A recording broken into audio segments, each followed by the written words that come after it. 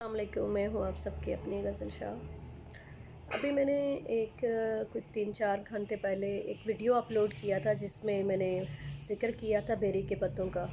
تو ابھی میں کمنٹس پڑھ رہی تھی تو لوگوں نے کہا کہ یہ سب بکواس ہے، یہ ایسے ہے۔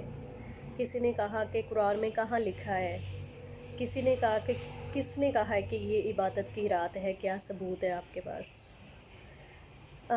یہ جو ایسے کمنٹس کرتے ہیں لوگ، ان سے میں ایک بات پوچھنا چاہوں گی کہ اگر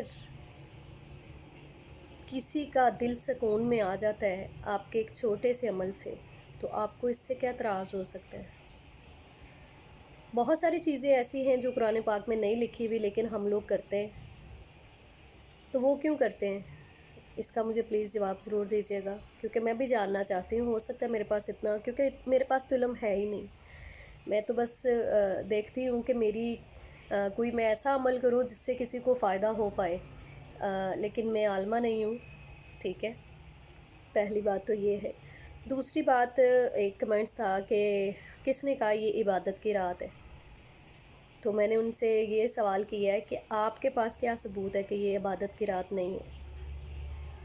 مجھے پتہ ہے یہ کیا رات ہے، میں جانتی ہوں، اور اگر آج بھی کسی نے عبادت نہ کی نا تو کوئی فائدہ نہیں۔ آج وہ دن ہے جب انسان کی زندگی اور موت کا فیصلہ ہوتا ہے، ٹھیک ہے؟ جو آپ نے پہلے گناہ کیے ہوتے ہیں اس کا آپ کا پورا کھاتہ لکھا جاتا ہے، اور اگلا جو ہوتا ہے پیریڈ وہ یہ ہوتا ہے کہ کس نے اس سال میں زندہ رہنا ہے اور کس نے اللہ کے پاس چلے جانا ہے۔ تو میری یہ خواہش بھی ہے اور میری کوشش بھی ہے کہ میری ذات سے کسی کو کوئی نقصان نہ پہنچے، میں کسی کو کوئی تکلیف نہ دوں، اور کوئی ایسا عمل کروں یا کوئی ایسی بات کروں جس سے کسی کو فائدہ پہنچے۔ تو یہ چیزیں ہم سنتے آئے ہیں، ٹھیک ہے؟ قرآن پاک میں تو نہیں لکھی ہوئی، لیکن بہت سارے اپنے بڑے بزرگوں سے یہ چیزیں سنی ہیں، اور کچھ ایسی ہوتی ہیں جن سے فائدہ بھی ہوتا ہے۔ اور اگر ہمارے ذہنی یہ بابوں کے پاس جانے کے لیے، یا ون سمنے وہ ٹوٹکے آزمانے کے لیے، یا پھر نقلی جیلی فقیروں کے ان کے پاس، عاملوں کے پاس ہم جاتے ہیں، اور وہ جو طرح طرح کے وسوسے آپ کے دماغ کے اندر ڈال دیتے ہیں اور آپ وہ کام کرتے چلے جاتے ہیں، ہم کرتے ہیں نا؟ تو یہ اگر 1 سال بعد اگر آپ نہا لیتے ہیں اس سے، تو کیا کوئی قیامت تو نہیں آ جائے گی؟ مان لیتے ہیں کہ یہ چیز لکھی نہیں ہے کہیں، لکھی بھی بہت بڑے بڑے عالموں نے بھی ہے، آپ یوٹیوب پہ سرچ کریں آپ کو سارا ثبوت مل جائے گا۔